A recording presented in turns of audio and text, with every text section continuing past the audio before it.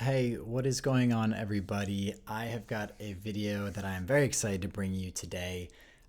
If nothing else, because my highest performing video far and away was this video comparing the DEXA scan to my RENPHO Bluetooth scale back in December of last year. And it was right at that time that I was about to get on a pretty intense diet, and I wanted to compare the results that I got from that test with the results that I got from my DEXA that I actually just did today. It's October 5th. And before we get started, guys, it would mean a ton if you dropped a like on this video.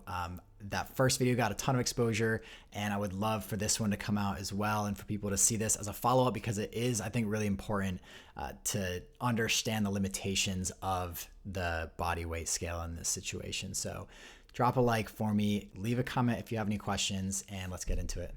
As a refresher, really quick, I'll put up on screen the results from back in December. And as you can see, the most impressive thing was that the differences in these numbers were not that crazy. So the scale was really impressive at that time. And I did speak about this in the previous video, but you would expect the scale to perform pretty well under those circumstances. But when you get into the extremes, when you get into extreme overweight or extreme underweight, is when you really want to see, how accurate it can really be. And we did see that today.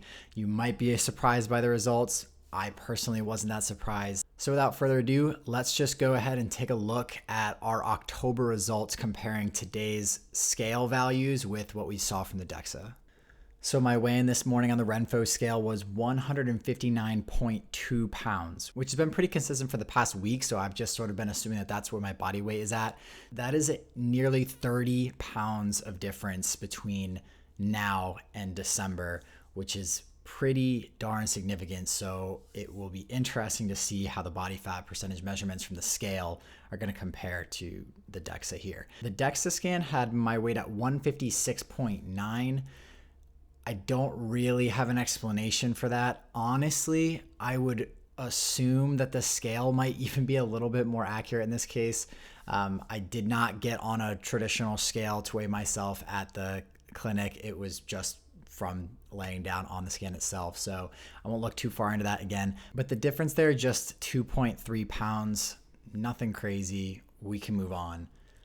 The body fat percentage from the scale had me at 11.7% body fat. In comparison, the DEXA had me at a 7.67% body fat, 7.7 to be simple.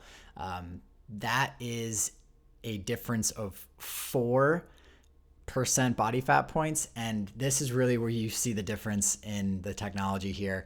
Obviously, the scale is limited into how much analysis it can do.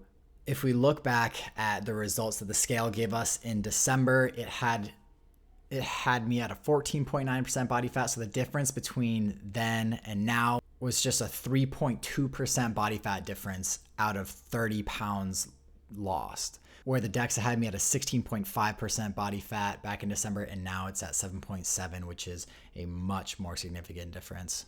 And that's not really to the fault of the scale. It's not really made for this drastic of changes, especially because it has all my information in the app. It might be trying to figure out what kind of body recomposition is going on. But I don't fault the scale for this. And real quick, the fat pounds on the scale was 18.6, where the DEXA was at 12 pounds of fat. Difference here is 6.6 pounds, whereas back in December, the difference was only 2.4 pounds. Again, really, this is just coming down to the fact that your body fat percentage readings are going to be really different. It's a result of what it's considering fat mass versus lean muscle mass. And so we see that difference again in the lean muscle.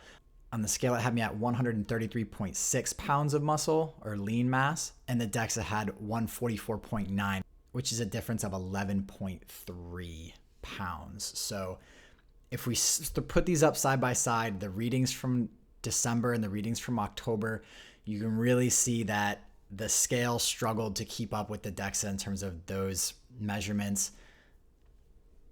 It's honestly just sort of be expected if you're going to get down to really low body fat. Like I said in the previous video, there are limitations to the scale. So I still stick by what I said back in that first video, was the scale is going to be really good for most people in most situations, and it's much more cost effective. But if you really want to get into the hard numbers, DEXA Scan's one of the top ways to go. And that's really all I wanted to bring for you guys today. I hope this was informative, and I hope you learned a thing or two. So I know I did. I was assuming I was in that mid 7% range, so it was pretty spot on with what I thought it was, and I wasn't really worrying too much about what the scale had me at percent wise.